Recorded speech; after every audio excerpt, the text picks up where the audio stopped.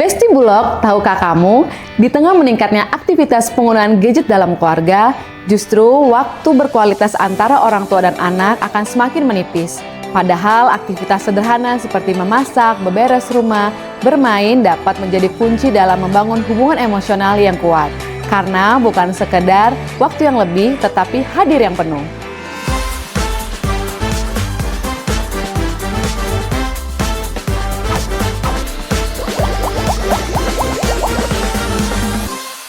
Halo Besti Bulog, kembali lagi dengan saya Yuniar di Biris, Food Stories. Nah, di podcast episode kali ini kita akan membahas topik yang sangat relevan nih bagi orang tua, yaitu gadget off, bonding on. Bagaimana sih cara membangun kedekatan antara orang tua dan anak melalui aktivitas sehari-hari seperti memasak, main bareng, terus beres-beres rumah tanpa ribet dan juga mahal. Dan yang lebih spesial lagi, hari ini kita sudah kedatangan tamu yang kece banget, yaitu Mbak Damar Wijayanti, seorang parent educator yang sudah banyak banget nih bantu orang tua untuk hadir sepenuh waktu dan sepenuh hati untuk anak-anak mereka. Langsung saja narasumber kita pagi hari ini Mbak Damar. Selamat pagi Mbak. Halo Mbak Yuniar, selamat pagi. Gimana Mbak keadaannya? Alhamdulillah baik. Sehat ya Mbak ya? Lagi Sehat. sibuk apa nih Mbak Damar? Sibuk ngurus 2 anak sambil bekerja, sambil berkarya. Insya Allah semoga semuanya kepegang gitu. Pegang balance ya Mbak ya?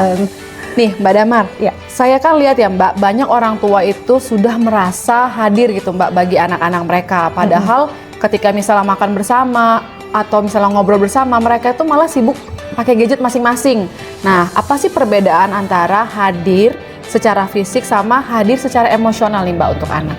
Oke, nah paling gampang ngebedainnya adalah dengan cara seberapa mudah kita teriritasi emosinya tuh. Jadi kalau kita hadir secara fisik aja, tapi secara emosi kita nggak hadir, ya Mbak Yuniar. Jadi akan kelihatan banget nih kita gampang ngerasa keganggu sama anak gitu. Anaknya kayak ngerengek dikit ya, apa sih dek gitu ya. Terus anaknya mama lihat ini, iya bentar gitu. Jadi kita tuh gampang teriritasi secara emosional gitu. Tapi beda kalau kita itu hadir secara emosional. Jadi bukan cuman fisik, tapi mindful juga di situ gitu ya. Anak yang rengek dikit kita bisa nanya, apa deh, ada yang susah kayak gitu, atau dia mama lihat ini gitu. Oh iya kamu bikin itu ya, ternyata bisa ya gitu. Jadi respon kita itu lebih lebih match gitu sama ajakan komunikasi oleh Anaknya gitu. itu ya Mbak ya.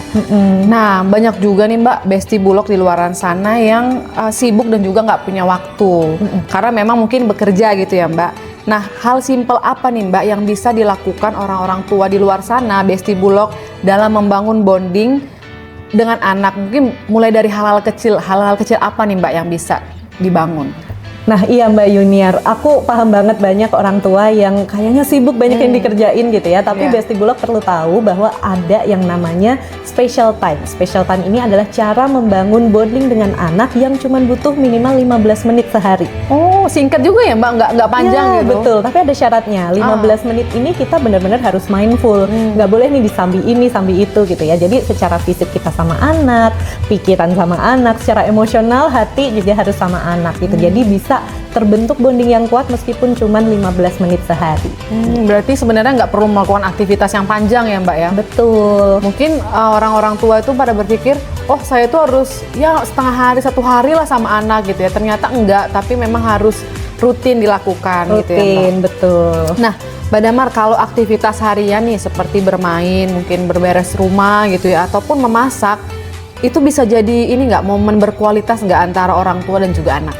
Iya bisa banget Mbak Yuniar. Jadi kalau memang kita tuh sangat sibuk atau mungkin ada lebih dari 1 anak gitu ya yang harus kita pegang gitu, mungkin akan susah untuk 15 menit harus main ini main itu gitu ya.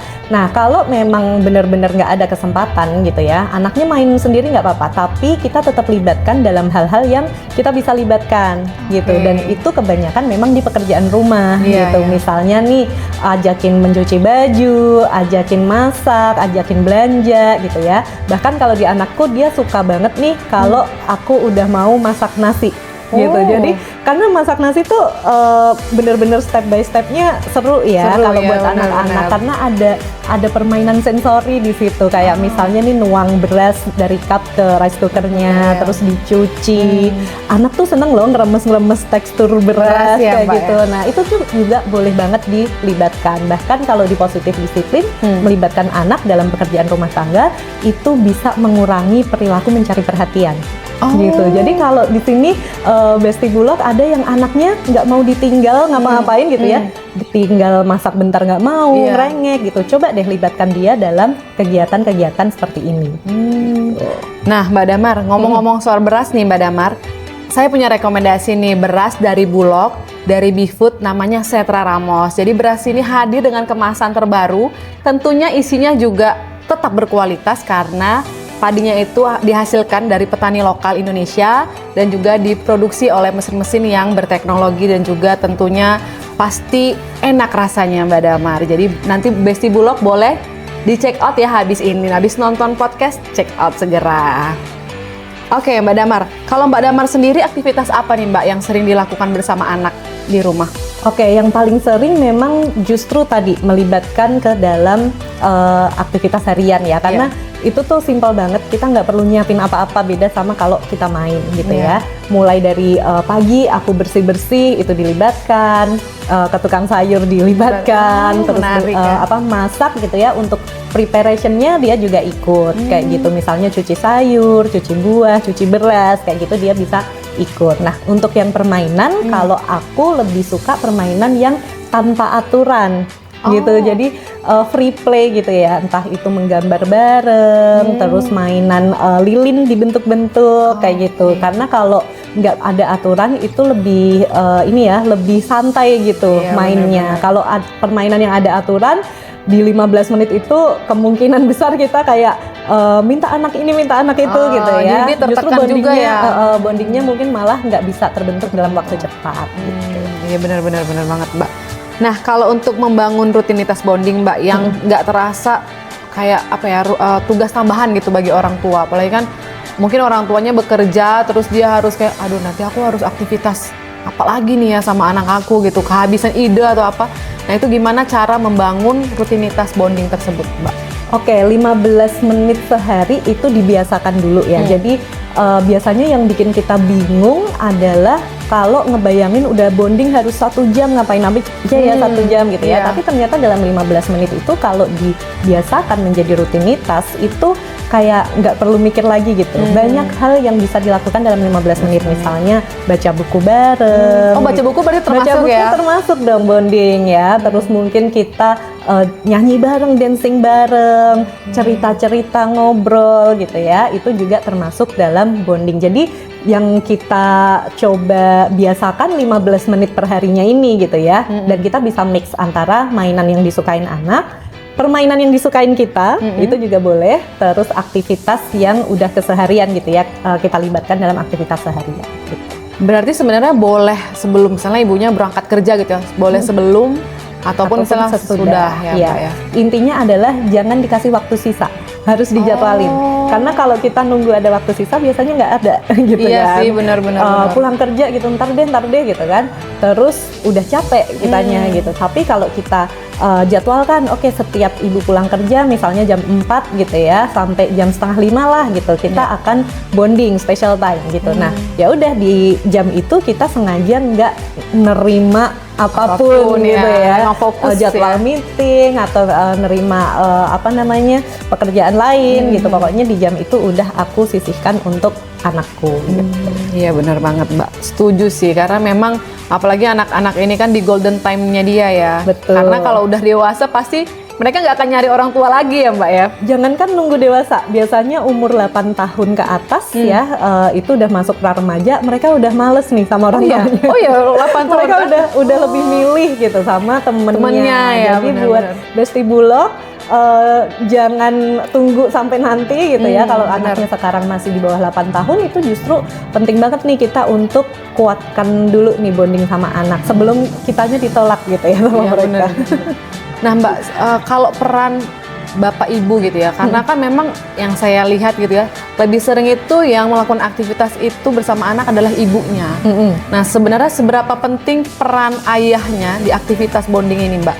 Nah, sebenarnya penting banget. Jadi bonding sama orang tua tuh nggak bisa diwakilkan satu persatu, karena memang kaitannya hubungan antar pribadi gitu kan. Jadi kalau ayahnya pengen punya bonding dengan anak, ya harus diusahakan juga special time bersama anak. Gitu. Oh, berarti terpisah gitu ya, terpisah. Mbak? Jadi special time itu sifatnya one on one. Jadi satu dengan satu gitu. Oh, anak juga nggak bisa dua. Misalnya kita punya anak dua itu ya memang harus satu-satu gitu. Benar. Jadi setiap anak boleh kita ada aktivitas yang ibu, ayah sama dua anak gitu juga boleh gitu ya. Ibu dengan dua anak juga boleh, tapi anak-anak ini tetap butuh special time-nya masing-masing gitu. Jadi dengan kakak ada special time, dengan adik ada special time. Dan kalau udah dipenuhi biasanya sibling rivalry atau pertikaian antar kakak dan adik itu bisa berkurang juga gitu.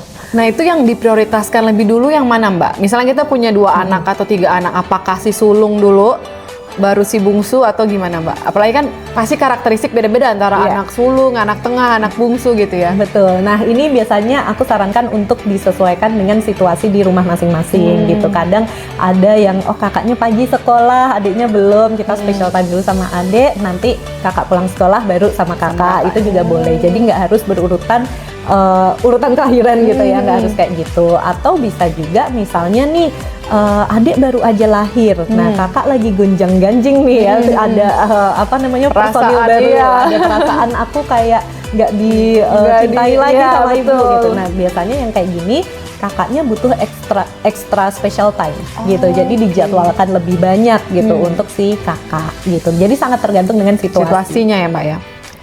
Nah, Mbak, boleh dong dikasih satu kalimat mungkin ya buat orang tua di luar sana, Besti Bulog, yang mungkin sedang lelah gitu ya, tapi ingin hadir gitu bagi anak-anak mereka. Oke, Besti Bulog, aku paham banget sebagai orang tua, apalagi di zaman sekarang perannya tuh multiple banget gitu, banyak banget dan itu sangat melelahkan. Tapi please pahami bahwa membangun bonding dengan anak itu adalah investasi yang besar, karena dengan adanya hubungan yang hangat dan kuat dengan anak itu nantinya akan banyak sekali manfaat yang didapatkan oleh anak maupun kita gitu. Salah satu yang paling dekat adalah perilaku menantang itu bisa jauh berkurang kalau bondingnya itu udah kuat gitu. Lalu yang kedua, anak juga akan mendapatkan banyak skill, salah satunya adalah skill resiliensi atau daya tangguh, daya juang gitu. Ternyata daya juang yang baik itu pondasinya adalah hubungan yang kuat dengan orang tuanya gitu. Jadi apalagi sekarang marak sekali ya bullying di luar sana gitu. Dengan fondasi yang kuat, hubungan dengan orang tua yang hangat ini, dia akan lebih terjaga gitu. Nah, Mbak, kalau untuk orang-orang tua mungkin yang udah terlanjur hubungannya tidak terlalu baik gitu ya sama anak gitu, tidak terlalu bonding, apa nih, Mbak, boleh dikasih sarannya dong? Siapa tahu kan, aduh aku udah terlanjur nih, tapi ada rasa bersalah gitu ya, Mbak ya, karena pengen tapi bukan nggak bisa, tapi ya mungkin lebih kayak udah terlanjur jadi awkward gitu untuk memulai. Nah, gimana, Mbak? Boleh sarannya, Mbak? Ya, oke. Yang pertama adalah awali dengan pengakuan dan minta maaf dulu gitu. Aku tahu buat orang tua ini susah banget ya benar-benar minta maaf ke anak. Tapi kalau udah terlanjur hubungannya itu nggak hangat, nggak kuat, terus mungkin sangat awkward gitu ya, perlu ada yang membuka dulu gitu ya, dengan permintaan maaf, mengakui bahwa kemarin ayah ibu nggak tahu kalau itu tuh ternyata membuat hubungan kita menjauh gitu ya. Nah, lalu katakan ke anak bahwa ayah ibu ingin memperbaiki ini, yuk kita coba setiap hari main selama minimal 15 menit sehari gitu. Kamu pengen main apa? Kasih tahu aja ke ayah ibu. Oke. Wah, Besti Bulog, ini banyak banget insight yang menarik dari Mbak Damar ya. Obrolannya ini sangat berisi dan bermanfaat bagi orang tua di luar sana yang ingin membangun bonding dengan anak, terutama untuk Besti Bulog yang mungkin sibuk bekerja tapi pengen untuk membangun bonding sama anaknya. Nonton podcast ini sangat menambah wawasan dan juga insightful banget, Mbak. Jadi Besti Bulog bisa belajar bagaimana nih membangun kedekatan bersama anak tanpa menunggu momen yang besar ataupun waktu yang cukup panjang gitu ya, Mbak. Dan kadang cukup hadir sepenuh hati tanpa gadget, tanpa peduli dengan pekerjaan gitu ya. Jadi memang fokus untuk anak bisa dengan aktivitas sederhana yang tadi Mbak Damar udah bilang ya, bisa masak, bermain, mungkin berberes-beres rumah, aktivitas rumah sehari-hari, ataupun permainan yang disukai anak ataupun yang kita sukai gitu ya Mbak. Betul. Itu bisa jadi momen untuk tumbuh bersama, antara orang tua juga bertumbuh, anak juga bertumbuh ya Mbak ya, secara emosi. Ya. Nah, ayo Besti Bulog kita mulai dari hal-hal yang kecil, matikan gadget sejenak dan juga hidupkan perhatian untuk anak sepenuhnya.